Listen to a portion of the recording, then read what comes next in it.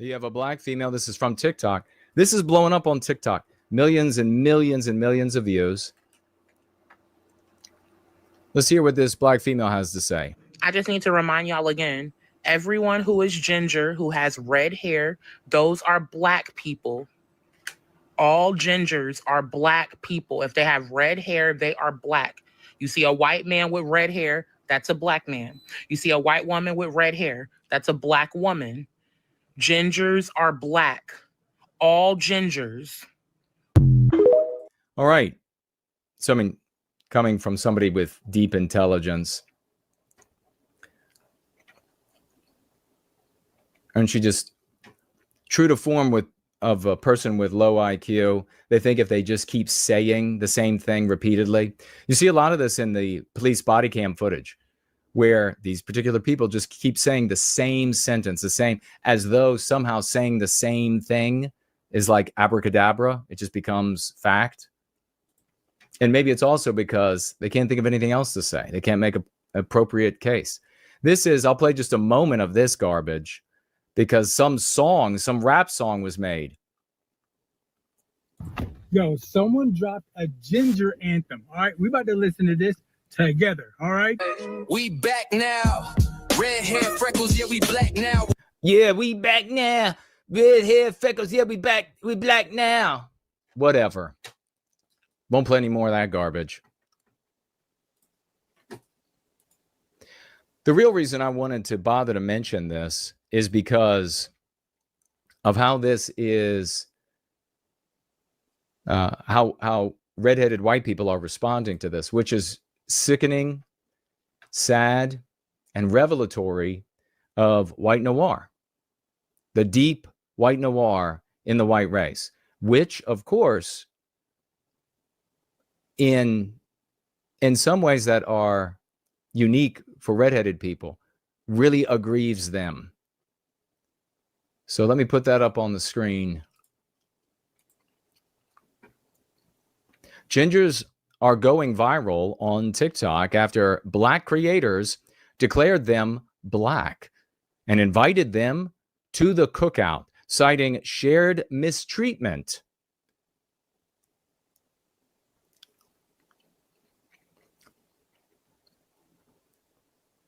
It's creating a bizarre but emotional wave of cross-racial solidarity. Here you have a white female with red hair. Let me read to you again that little tiny blurb about white noir.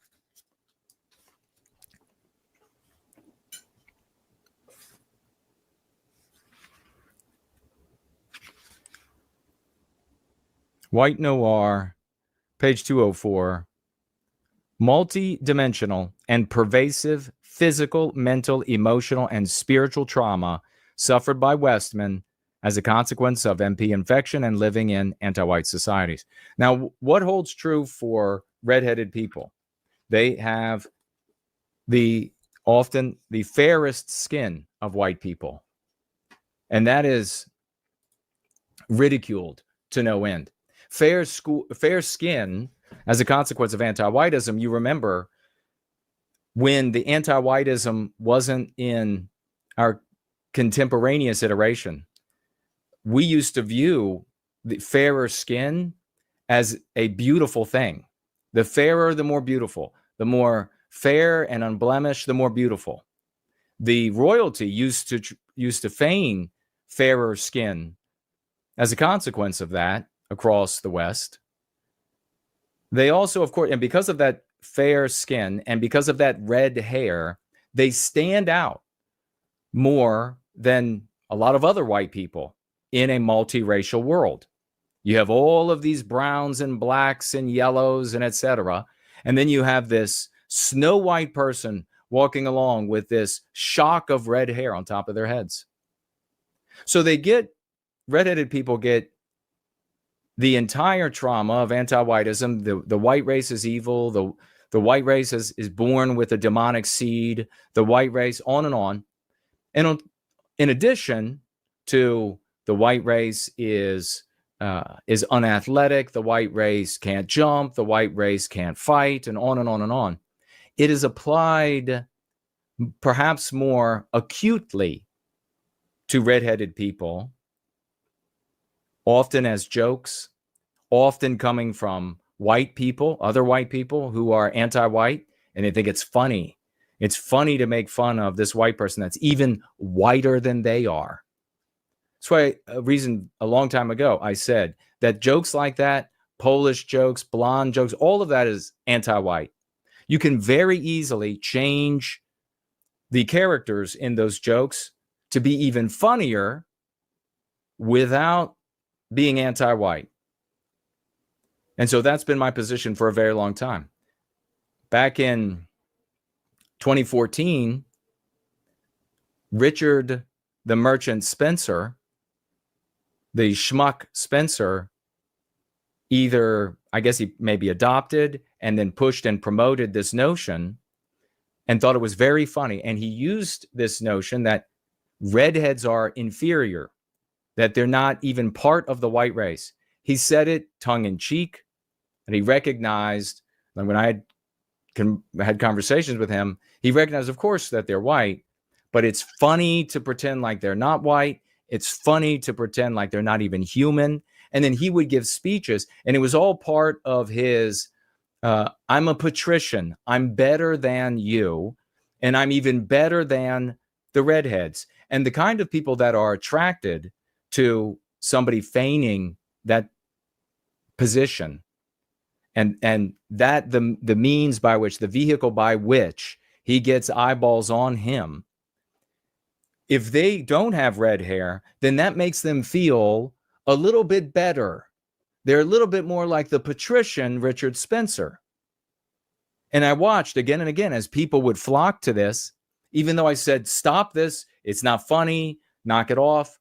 Even though I said many times, it was a absolutely hilarious thing for them, and they kept doing it. And eventually, like any jokes, it gets old, and then finally, after a few years, began to abate. But this is anti-whiteism. It was anti-whiteism in Richard's mouth. It was anti-whiteism in the mouths of those who thought that they were elevated by having this other group of white people beneath them. And it was on a metric, of course, of who's whiter. And this superficially being just the skin. And then from the skin, they would draw deductions. They would say, well, the skin is whiter, and therefore they can dance even less. They can sing even less. They can, and all of the attributes applied to us by anti-whiteism. White people with red hair feel this and know this poignantly. They know that they are the most evil, or they believe that within the anti-white narrative. They know that even white people will ridicule them for their fair skin. They know that they, therefore, are all of the extremes that are claimed about the white race, either evil or ineptitude. And so they feel like outcasts among outcasts. Imagine living like that. Imagine every day feeling like not only are you part of the outcast group, but you are among the outcasts and the outcasts. In the anti-white narrative where they live, as we all live, who are the good guys? Who are the people born innocent and beautiful and noble? Non-whites of all backgrounds, but in particular, the black race, the angelized race, if you will, within the anti-white narrative. All good, never doing anything wrong, according to the anti-white narrative. If they ever misbehave, it's because white people cause them to misbehave. Their opinions are perfect and beautiful. Their positions are noble and graceful. It goes on and on. What happens if my lens of Go Free is right here? If my interpretation of the world and your interpretation of the world in the House of Swash is accurate, what happens when this group, outcasts among the outcasts, gets embraced by the angelized, immaculate black race. If we're right, it's going to touch them deeply. It's going to make them cry, emotional, tears of happiness, to finally be embraced. The outcasts among the outcasts. And what are they embracing? What are they unifying on? Well, it's the narrative, the fantasy of the black race. Long suffering, wrongly put upon, oppressed, persecuted, exploited. So the white redheads, who literally are feeling in the real world, their real experience, living as outcasts among the outcasts, identify with the fiction of the black race and their long suffering and their continued suffering and their continued misery. This is the meat of this trend on TikTok, another useless garbage trend. You see, if we're right, you see in their expressions, in their emotions, in their words, the white noir that they're living with.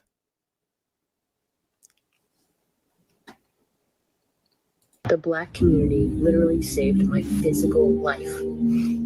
I have so many emotions right now. I can't even process them all. The last 48 hours of my life, I've never felt more loved in my life. Really, truly wanted. I'm black. I got a lot of mixed emotions. This past week, I have felt more connected, more appreciated, and more loved than I ever have from a community of people in my entire life. I hope there's a good outcome to all of this. This whole thing about gingers being part of the black community, low-key hits home for me. And I can just see how loving and genuine all of you guys are. This past week has been the best week of my life. And I just want to show my appreciation, my gratitude to, all the kind words, all the love, everything that I've received. The black community. All the kind words, all the love, the greatest week of his entire life. I guess we were right. So many emotions I can't put into words. I guess we are right about white noir. I guess we are right about anti-whiteism. I guess we are right about the anti-white narrative. Now, what actually is this trend? It's another TikTok nonsense BS trend to get TikTokers probably 10% of human views, 90% of robot views on their channels, brings them the attention, brings them audience, etc. That's probably the main reason. And next week there'll be something else, or the week after there'll be something else. Probably a very close second is black males wanting to have sex with white females, especially the redheads. Hey, you're just one of us. You're just a member of the black race. There are some black content creators on TikTok that are saying, well, we're the same because we're both oppressed. There are others saying that they're the same because genetically they are the same. Just making that claim. It couldn't be further from the truth. But I would think that the combination of both being a merchant, trying to get yourself a bunch of views, and maybe there's advertising revenue for these people. I'm sure there is. And of course, China would encourage this kind of anti-whiteism on their platform, which everything sick and demented on TikTok, they encourage for the white race. And then, like I say, a very close second, some black guys using this argument that, hey, we're the same. You're part of the fam. Come to the cookout. Using that as an argument to get themselves a white girlfriend for a time. But the real story to what's happening here is that the go free dialogic is right. Another proof that what we do here, the formula we use, perfectly explains what we see in our lived experience. The Black community literally saved my physical life. The Black community literally, what kind of person, what is she going through in her life that she would say this totally nonsensical position that redheads are Black people, that she's finally accepted, that she's finally not an outcast, that she can finally be embraced. It should be us embracing our brothers and sisters. This is the deal made with the devil.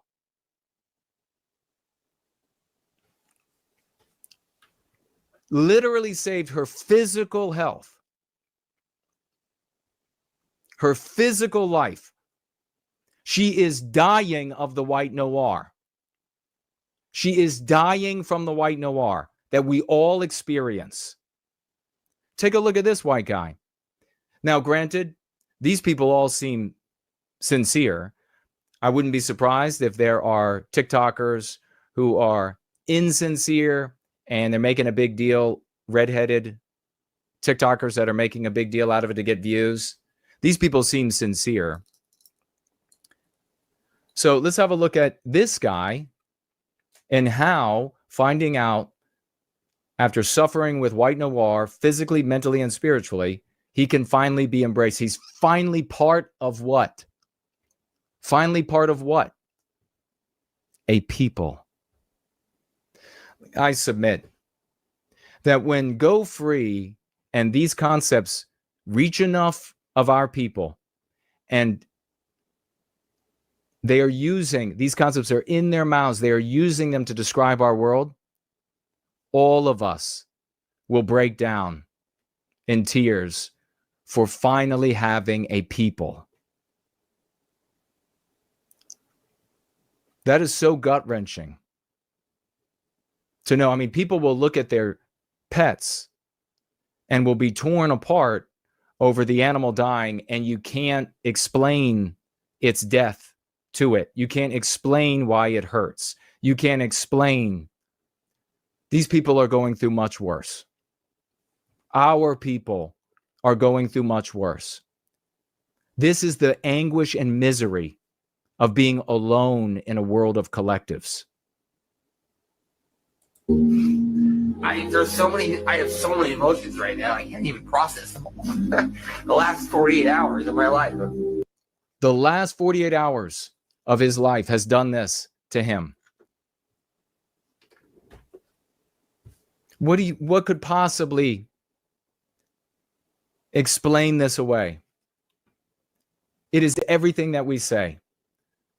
I mean, I think this is like a way that if you're hearing my voice live or in replay, that God himself is trying to touch you and to make clear that what we teach here is correct. This is as tangible and as poignant and as painful as it can be. I've never felt more loved in my life. Never felt more loved in my life. He's lived his life as an outcast among outcasts, not having a people. He's lived his life as a white man. What would you think? What do you think might happen if blacks were suddenly to say another faction of white people, and they wouldn't be able to do it right now? It would obviously be too self-serving, but at some point in the future. Well, you see it all the time, don't you? You see it all the time when you see white people who will imitate non-whites, and in particular blacks, and then they imitate them well enough that the blacks will let them into the group. And you see that new loyalty, that new fanaticism of the convert, that joy, the change in them to finally have a people. This is just putting it on poignant display. Feeling truly wanted. I'm black. Feeling truly wanted. I got a lot of mixed emotions. This past week, I have felt more connected, more appreciated. More connected. What could he be talking about? An individual in a world of collectives. More love than I ever. Could you imagine we reach enough white people with these concepts and the whole white race experiences this for ourselves, becoming a people again out of a deracinated race. This is how it would affect us as we came to those epiphanic moments. As we realize at our universities, like you had with Columbia, some white billionaire sweeps in there, like Ackman for the Jews, and helps the white people there because they're white. Even though he didn't go to university there, he doesn't know any white people there. He's just showing up because he loves our people. We have a people. We would both break down in tears as well. Have from a community of people in my entire life. Community of people. My entire life. Have from a community of people more love than I ever have from a community of people in my entire life. I hope there's a good outcome to all of this. This whole thing about gingers being part of the Black community, low-key hits home for me. And I can just see how loving and genuine all of you guys are. All of you guys, she's talking about the Black race, saying you're one of us. You have a people now.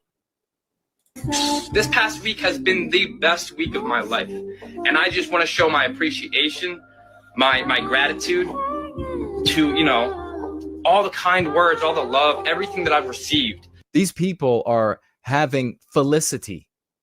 These are moments of epiphanic felicity. This is what it's like to live with white noir and to have no people.